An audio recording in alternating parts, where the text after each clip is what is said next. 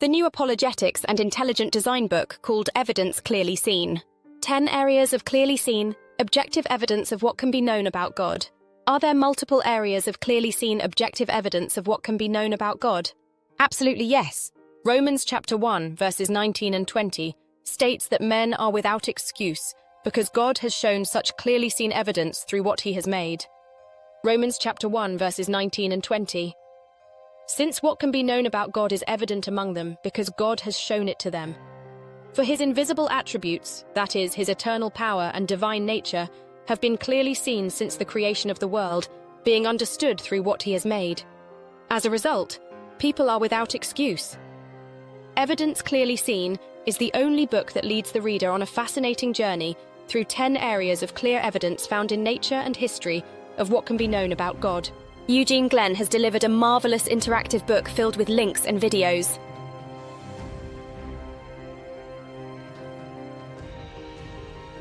It ties together and builds on evidence of Jewish and Christian God within biblical apologetics, intelligent design, several areas of science, origin of life, mathematics, probability, forensic science, sacrificial love, justice, and scripture coordination over vast periods of time. The document, Evidence Clearly Seen, is a comprehensive text discussing the relationship between evidence seen within the complexity of what is made and the corresponding level of cognitive abilities that were required to make it. As we explore science, the author guides you on an adventure while examining the evidence using the scientific method, and makes predictions to investigate how to best explain the very important questions of the origin of life and the universe. As we journey along the way, we should ask, are we following the evidence wherever it leads? This book is about origin of life from scratch.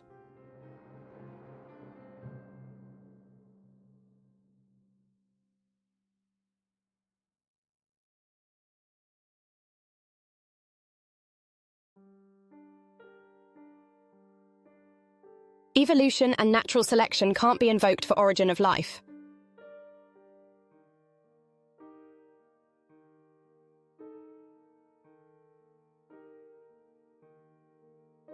The two opposing hypotheses are 1. Creation, advanced cognitive abilities, knowledge, understanding, and workmanship of an intelligent agent designer. 2. Abiogenesis, spontaneous life by natural, undirected, chance processes with zero IQ. A theory in the evolution of early life on Earth. Organic molecules and subsequent simple life forms first originated from inorganic substances. The author guides you through and itemizes the details of what science actually says so that you can evaluate the evidence for yourself.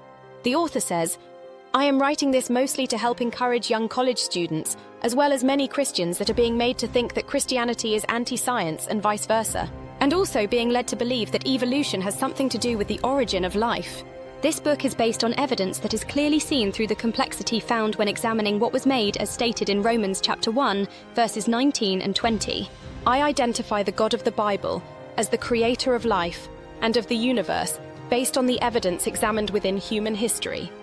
Within what intricate nanometer complexity that is required in the most basic cellular life, within the intricate complexity that has been found at the quantum physics level, as well as at the intergalactic structure of the universe.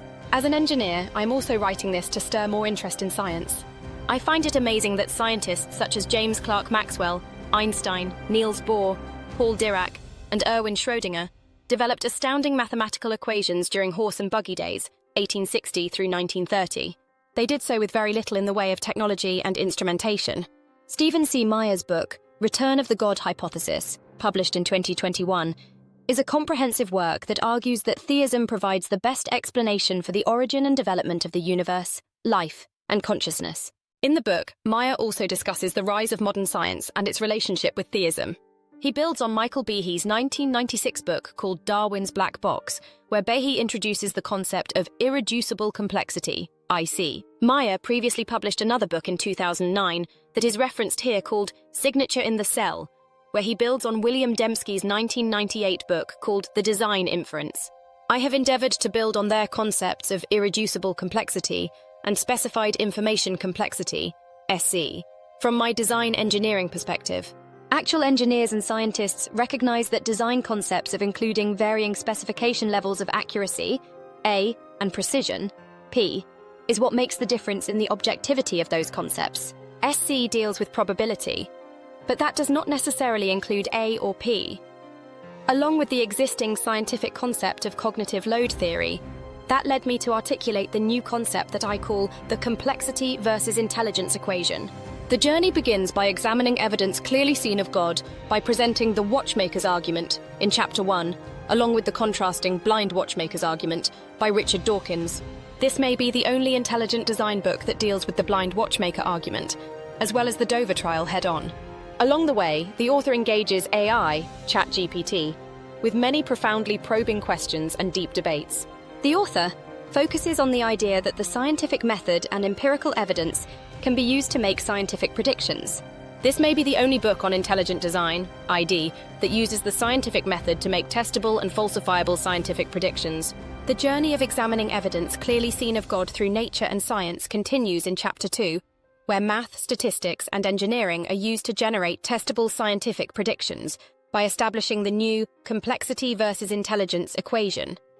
APIC SE minimum IQ required, where A stands for accuracy, P for precision, IC for irreducible complexity, and SC for specified complexity. This equation suggests that the cognitive abilities required to create something complex are proportional to the intricacy, precision, and complexity of the object or system in question. The accuracy and precision levels required to design, machine, and build a mechanical wristwatch are quantified in order that it can be used as a basis of comparison against any other design. This allows us to have standardized values that can be used for objectively evaluating any scientific predictions for abiogenesis, as well as for intelligent design. 3 additional equations are developed that establish probabilities producing DNA and RNA by natural undirected chance processes. These can be used to objectively evaluate natural abiogenesis processes for DNA and RNA, since they are the most basic information sources required for life to begin from scratch. Also, 3 more equations are developed that establish probabilities producing functional proteins by natural undirected chance processes. These can be used to objectively evaluate natural abiogenesis processes for functional proteins, since they are the most basic building blocks required for life to begin from scratch.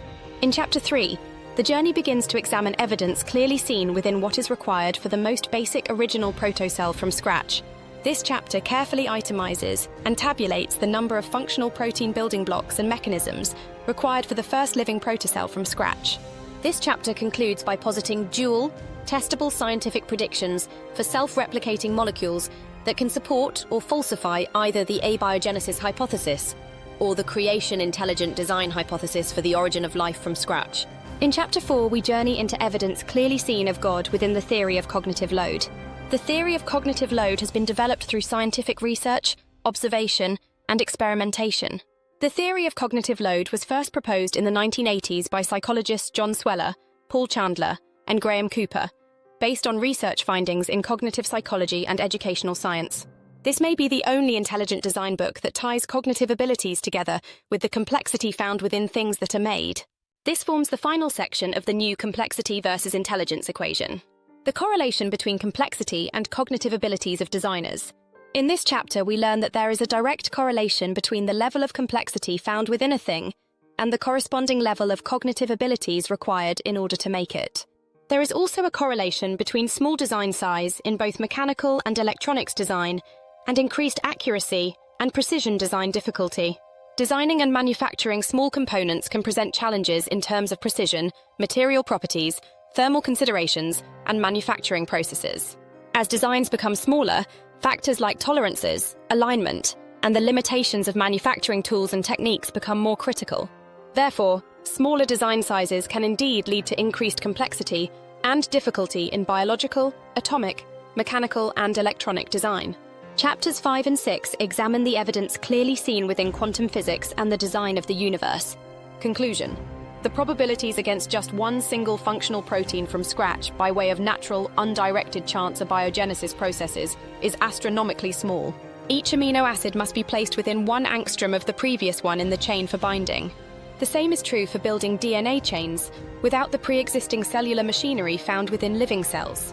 Along with the chiral purity conundrum, as well as the information found within DNA that codes for the 3D shape of proteins, just as is done within 3D printers, abiogenesis is completely impossible without the planning, knowledge, understanding, and nanotechnology mechanisms that can only be designed by advanced cognitive abilities of intelligent agents of human level or higher.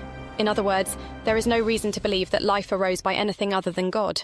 Finally, in chapters 7 through 10, we examine the evidence clearly seen as found with human history, God's teaching of fair justice, and God's unconditional love, as he gave his only begotten Son, so that whosoever believes in him shall not perish, but shall have everlasting life.